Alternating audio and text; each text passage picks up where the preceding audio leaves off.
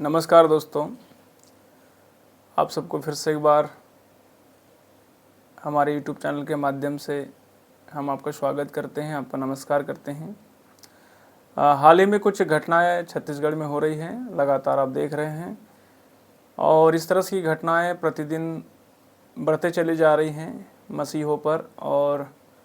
Churches के ऊपर में हमले होना आजकल एक स्वाभाविक सा हो गया है और लगातार ऐसी घटनाएं प्रतिदिन बढ़ते चले जा रही हैं। अन्य समाजों में एक मसीह समाज के प्रति वैमनस्यता पैदा हो रही है और उसका असर ऐसा होते चले जा रहा है कि प्राणघातक हमलों तक वो असर पहुंचते चले जा रहे हैं।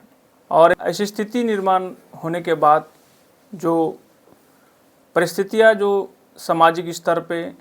या लोगों पर या व्यक्तिगत स्तर पे जो हो रही हैं, जिसकी भरपाई करना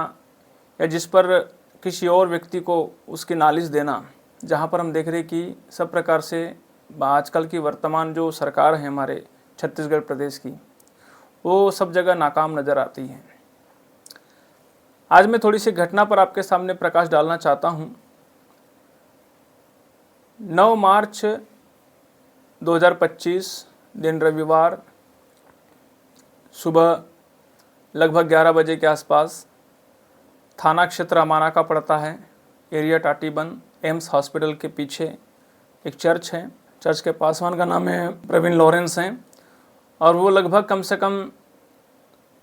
18-19 सालों से वो चर्च चला रहे उसी जगह पर, जहाँ पर आज तक किसी प्रकार की ना तो घटना हुई, ना ही किसी प्रकार की वैमनस्यता वहाँ पर हुई, ना ही वहाँ पर किसी प्रकार का किसी को विरोध या प्रतिरोध था। पहले से भी चर्च शांति से चलता था और चल रहा था। लेकिन इसी तारीख को, जिस तारीख को मैंने आपको बताया 9 मार्च के दिन में, ठीक चर्च सर्विस चलते समय में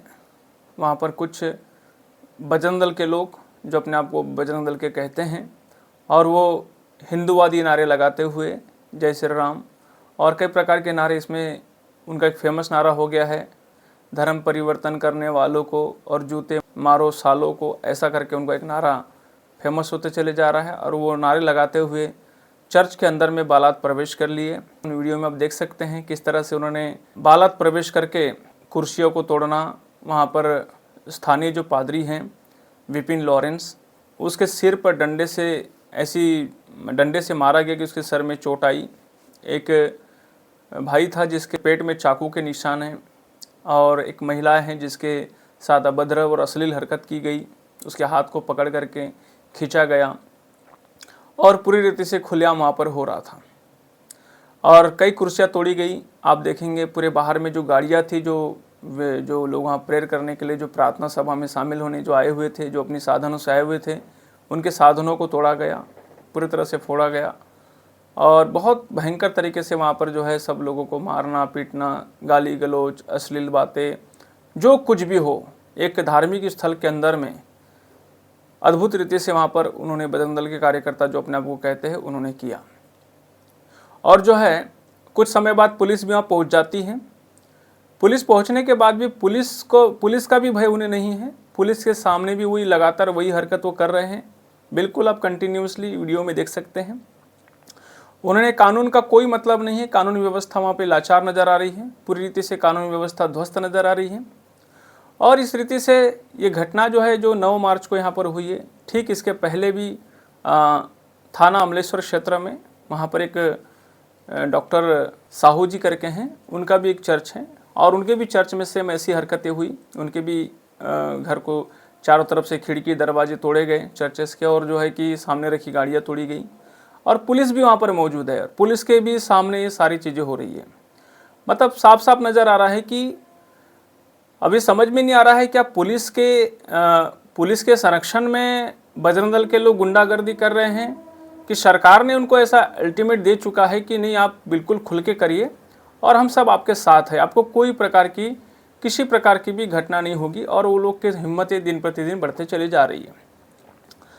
लॉ एंड ऑर्डर सिचुएशन बिगड़ने की स्थितियाँ निर्माण होते चली जा रही हैं और यहाँ पर एक पक्षीय रवैया हमारी वर्तमान भारतीय जनता पार्टी की सरकार जो अभी इस वक्त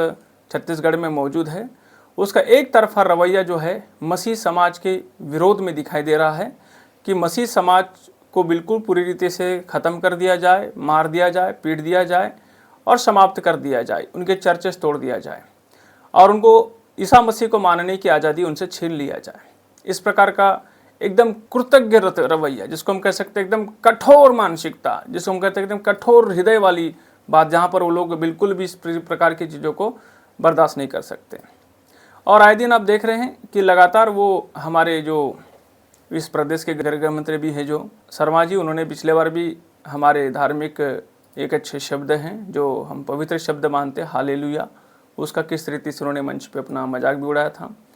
उसके बाद रायमुनि भगत ने भी हमारे मसीह समाज को लेकर, हमारे आराध्य यीशु मसीह को लेकर उन्होंने बहुत सारी गलत टिप्पणियाँ की। प्रदेश के मुख्यमंत्री भी वर्तमान समय में धर्मांतरण को लेकर कहीं ना कहीं कभी न कभी कोई बात अपने बाइट के माध्यम से करते ही रहते हैं। तो इस रीति से ये साफ सुथरा और ऑल ओवरली जो मैसेज जो हमारे मसीह समाज के प्रति छत्तीसगढ़ में आज जो दिख रहा है, ये बिल्कुल नफरत का माहौल बनते चले जा रहा है और जिसमें इन अतिवादियों के प्रति लगातार जो शिकायतें दर्ज हो रही है, सब कुछ की जा रही है, लेकिन किसी पर भी ना तो एफआईआर हो रही है, ना तो किसी को ये लोग सजा दे रहे हैं, ना किसी को कोई अंदर कर रहे हैं। और उल्टा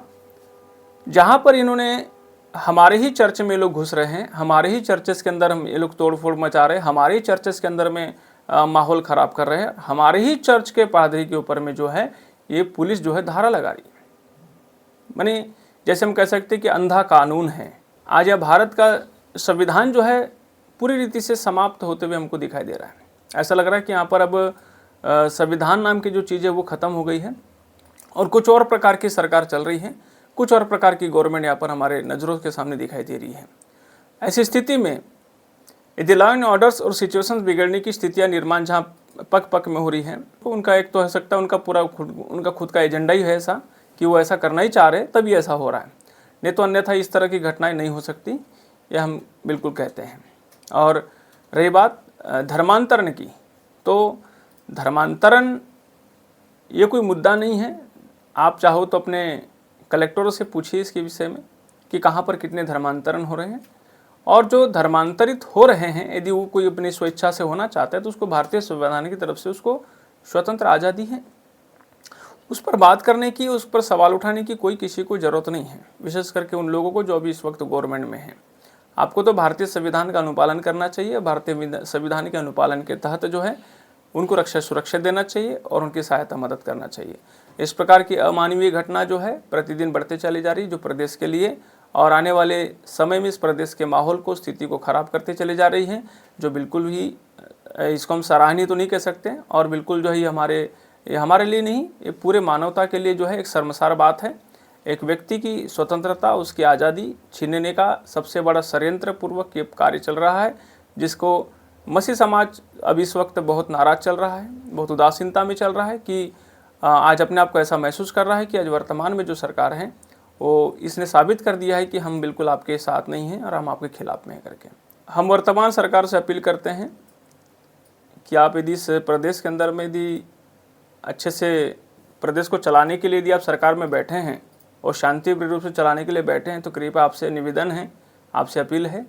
कि आप इस प्रकार की जो गतिविधियाँ जो प्रदेश में चल रही है, कृपया इस पर अंकुश लगाए, इस पर इनको बंद करें और जिस तरह से ऐसी घटनाएं जो करने वाले लोगों पर कानूनन कार्रवाई हो, सख्त से सख्त कार्रवाई हो और कड़ी से कड़ी कार्रवाई हो। बस मैं इतने शब्द बोलकर आपको नमस्कार।